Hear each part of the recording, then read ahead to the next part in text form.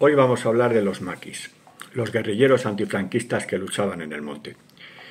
El 1 de abril de 1939 la República no había muerto, y prueba de ello es que la lucha armada contra el franquismo apenas acababa de despegar, pero en un contexto y un formato bastante diferente. Hoy nos vamos a acercar a la figura del maquis, del guerrillero, que aún acabada la guerra continuó hostigando al régimen franquista desde la sombra de la sierra. Su nacimiento estuvo directamente vinculado con el carácter represivo del propio régimen. Nació como respuesta sociopolítica al terror y a la extrema violencia desatada tras el 17 de julio de 1936. Había un poema que decía: escondidos en los bosques, en los campos y montañas, mirando hacia los caminos, vigilando encrucijadas, los maquis y guerrilleros les preparan emboscadas.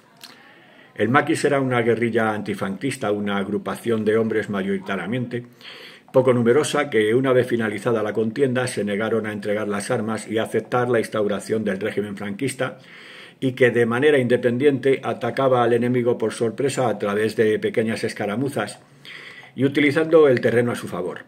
El miedo a la represión y el instinto de supervivencia fue lo que provocó que decenas de personas huyeran a la sierra.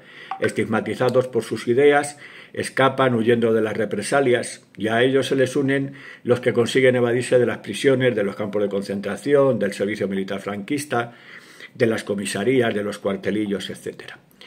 El fenómeno de la guerrilla se puede dividir en tres etapas: la formación primigenia como tal de la guerrilla, con la confluencia de los huidos de la represión y evadidos de las cárceles entre 1939 y 1943. La segunda sería la formación de las agrupaciones guerrilleras, que van del 44 al 46. Y la última sería el declive de esta lucha guerrillera, que va del 46 al 52. Los inicios de la lucha coinciden con grandes oleadas de violencia y represión, por lo que estos huidos que ingresan en la guerrilla no solo lo hacían para combatir a la dictadura, también lo hacían para sobrevivir, sobre todo debido a las altísimas tasas de detenciones y posteriores fusilamientos. Así se formaban los primeros grupos de resistentes en las zonas de sierra, sobreviviendo aislados y dispersos, lo que les impedía organizarse en condiciones. Por ello, sus acciones no pasaron, en la mayoría de los casos, de pequeños ataques a falangistas, a caciques o a representantes municipales, etc. La segunda etapa, del 44 al 46, las circunstancias cambiaron y podían ya organizarse en las grandes agrupaciones guerrilleras. ¿Por qué esta organización sí parecía posible? Pues porque el viraje de la Segunda Guerra Mundial dio esperanzas, creyendo que con la caída de Hitler y Mussolini las potencias democráticas ayudarían a derrocar al franquismo. Esto también hizo que un amplio número de exiliados regresaran a España a engrosar esas agrupaciones. Debemos tener en cuenta que miles de republicanos que consiguieron exiliarse lucharían al lado de los franceses para derrocar al nazismo durante la Segunda Guerra Mundial. Es aquí donde nacería el maquis, el guerrillero español. Estos fueron los primeros en organizarse como resistencia ante el gobierno de Petén, colaboracionista con los nazis.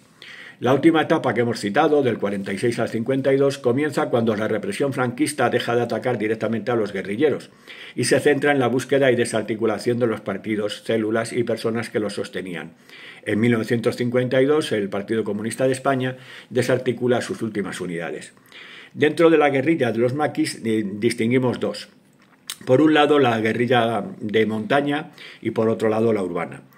La guerrilla de montaña será la más usual y numerosa, extendida por la mayor parte de la geografía española, y por el contrario, la guerrilla urbana será mucho más reducida en número y extensión, localizándose en ciudades como Madrid, Málaga, Granada y sobre todo el cinturón industrial de Barcelona. Igualmente hubo multitud de agrupaciones y grupúsculos dentro del movimiento maquis, algunas con más predominancia que otras. Entre algunas de estas agrupaciones encontramos la agrupación guerrillera de Levante, Aragón, la agrupación guerrillera de Extremadura Centro, la agrupación guerrillera Málaga, Granada y la Federación Guerrillera de Galicia, León, entre otras. Os leo en comentarios.